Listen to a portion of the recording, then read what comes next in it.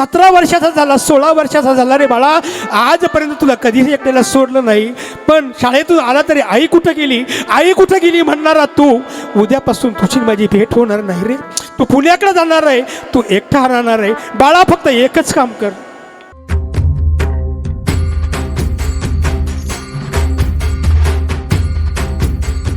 पण या कुटुंबानं सांगितलं, महाराज आमच्या कुटुंबामध्ये आमची आई हे आमचं सर्वस्व होतं.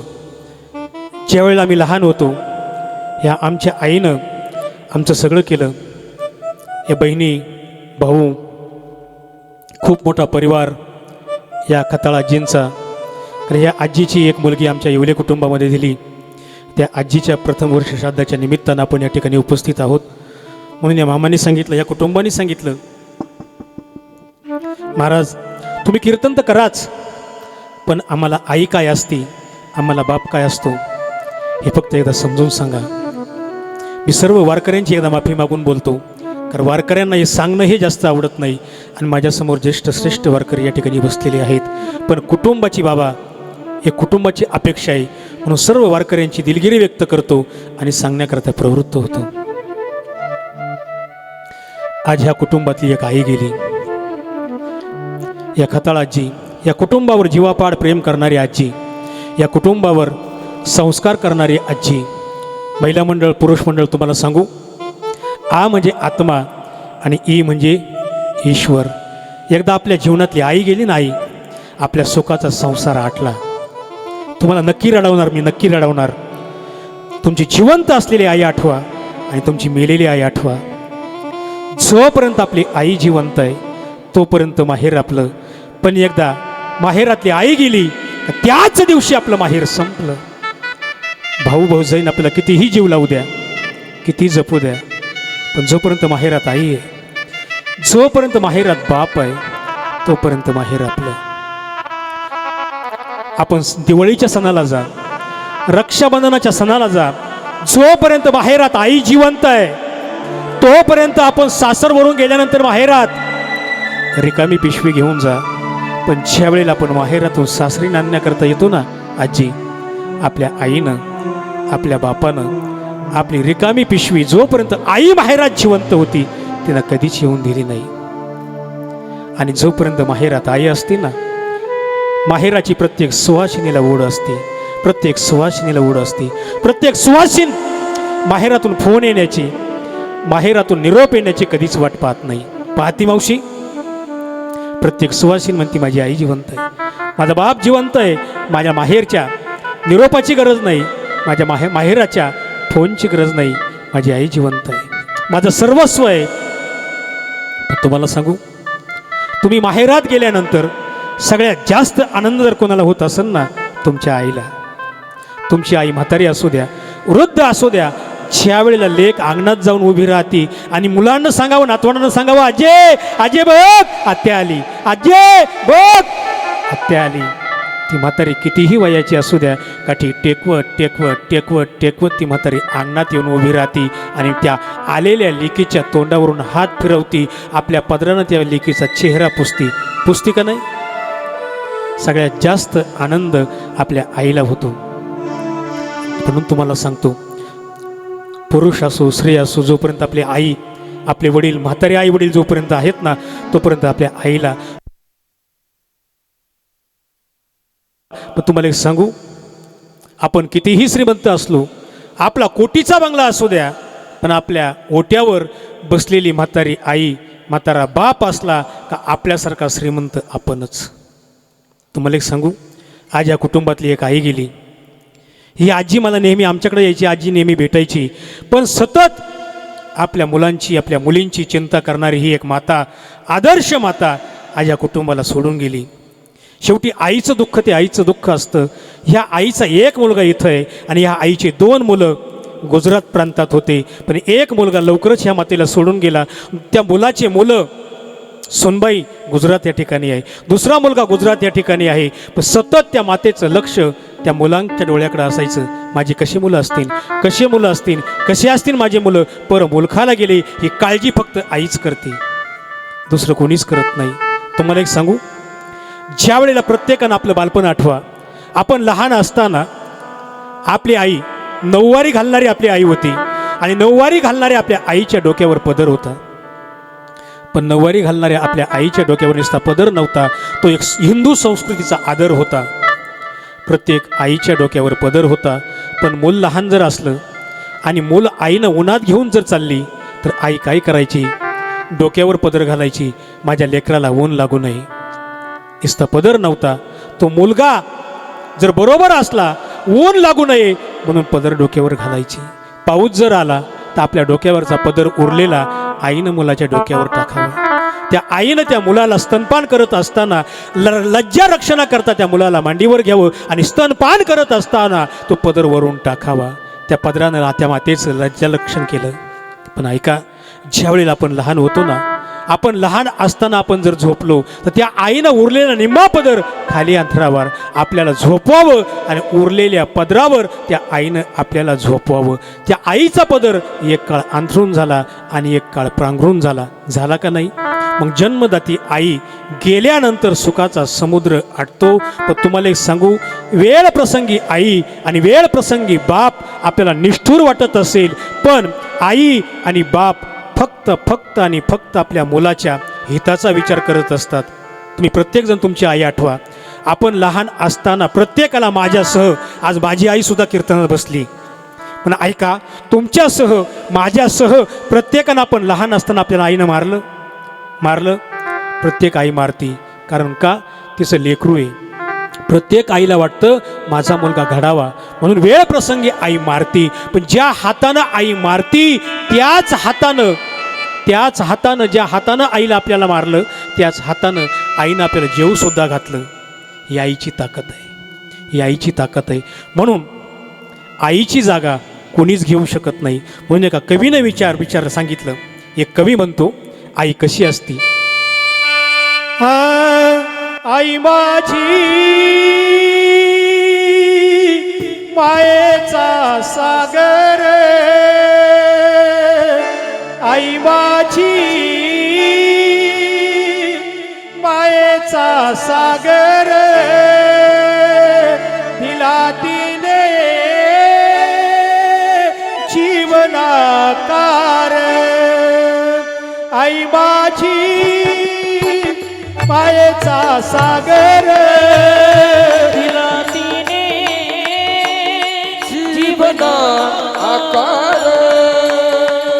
मायेचा सागर जीवना रे, मायेचा सागर जीवना आई माझी मायेचा सागर, दिला तिने जीवना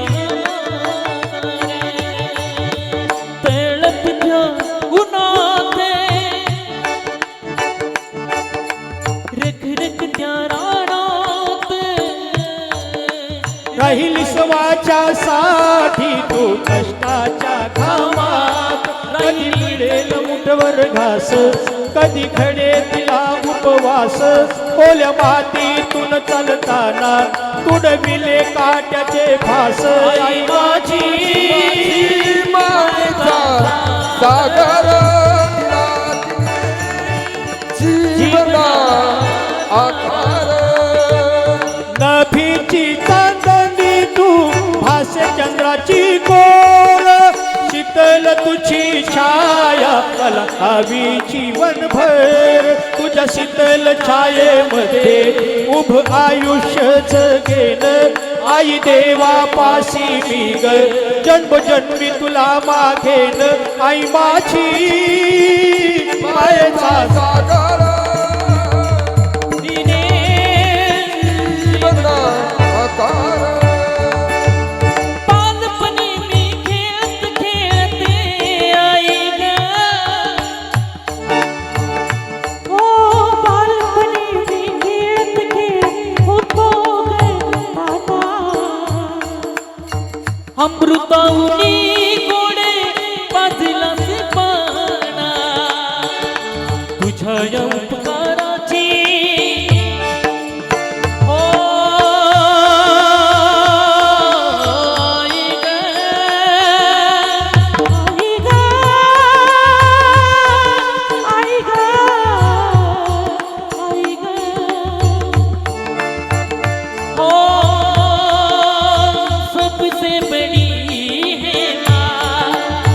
माँ से बढ़कर कोई नहीं है, माँ देती है दुआ।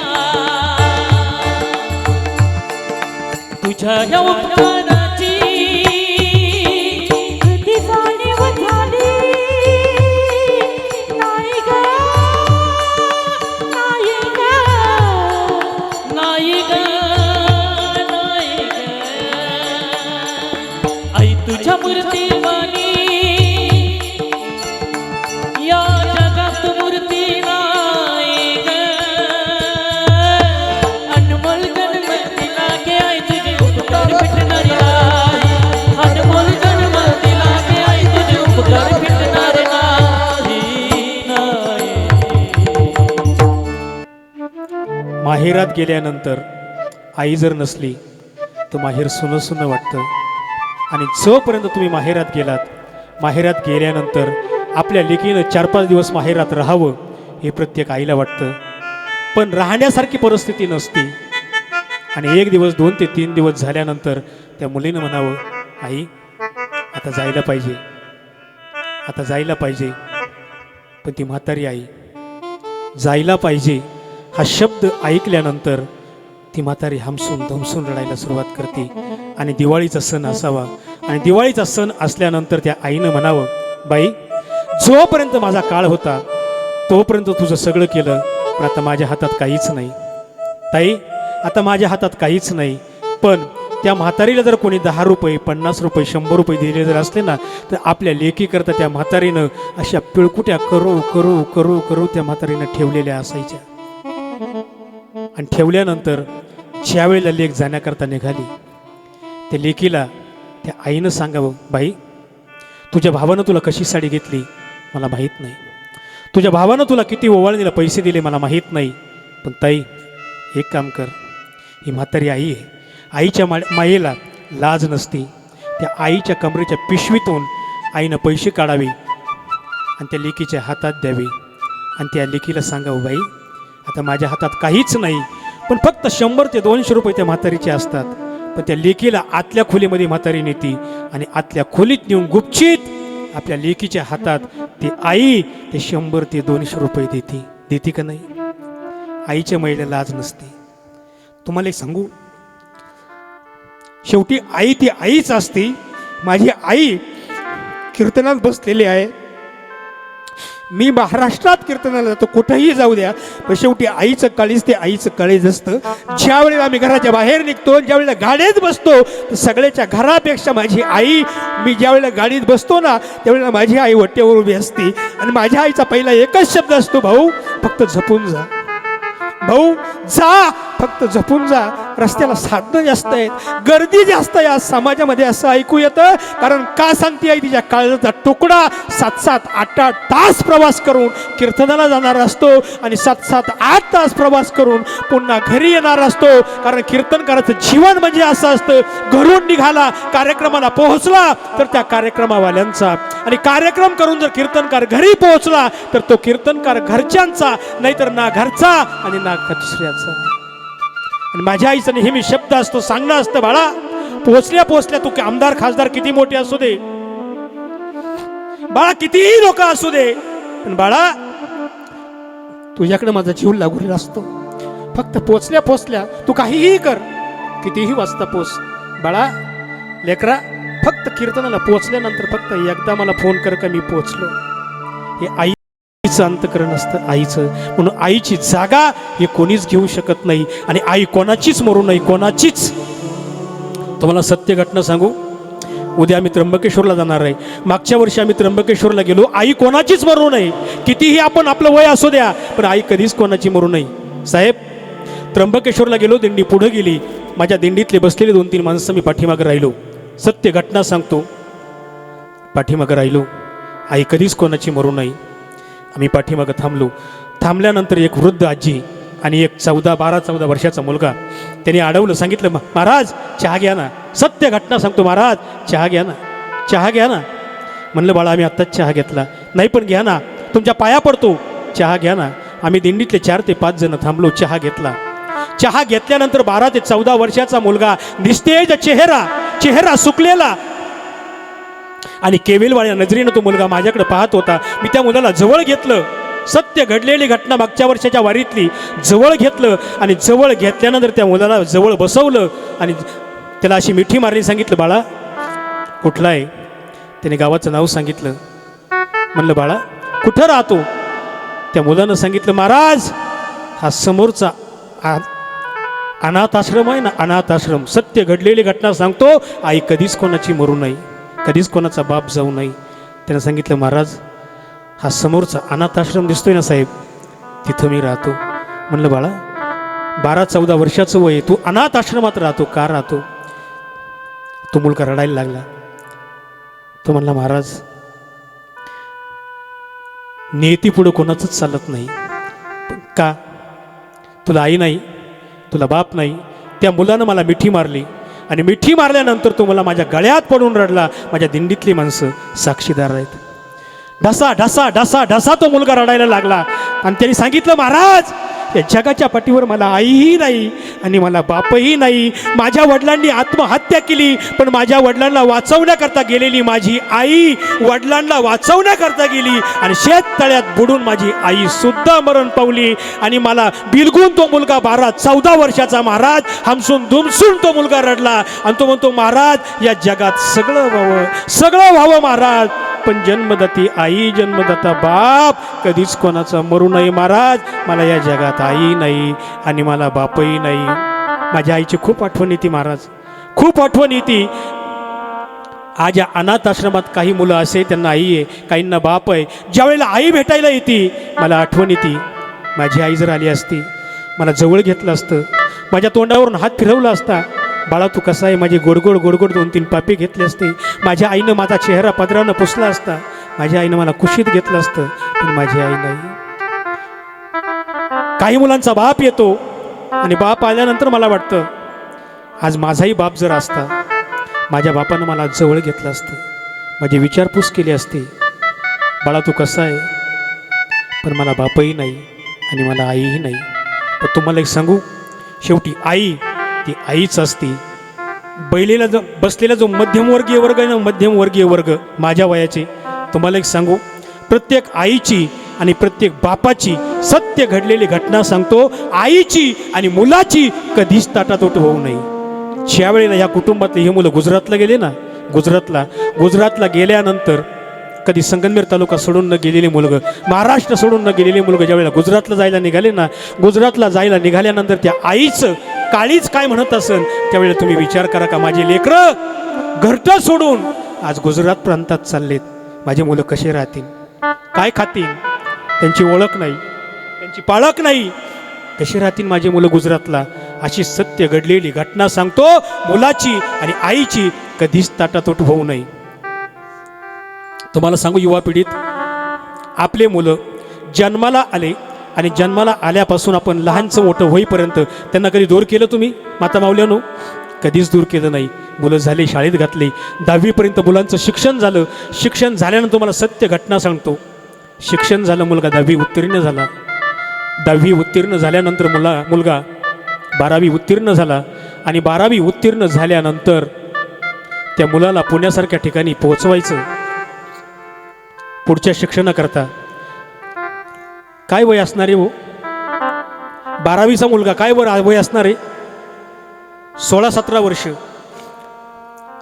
आणि बापाने सांगावं आईला, आपला मुलगा 10वी उत्तीर्ण झाला, आपला मुलगा 12वी उत्तीर्ण झाला, आपल्या मुलाला आता शिक्षण घेण्याकरता, तुम्हाला सत्य घडलेली घटना सांगतो, शिक्षण घेण्याकरता आपल्या मुलाला आता पुण्यासारख्या ठिकाणी ठेवायला लागणार.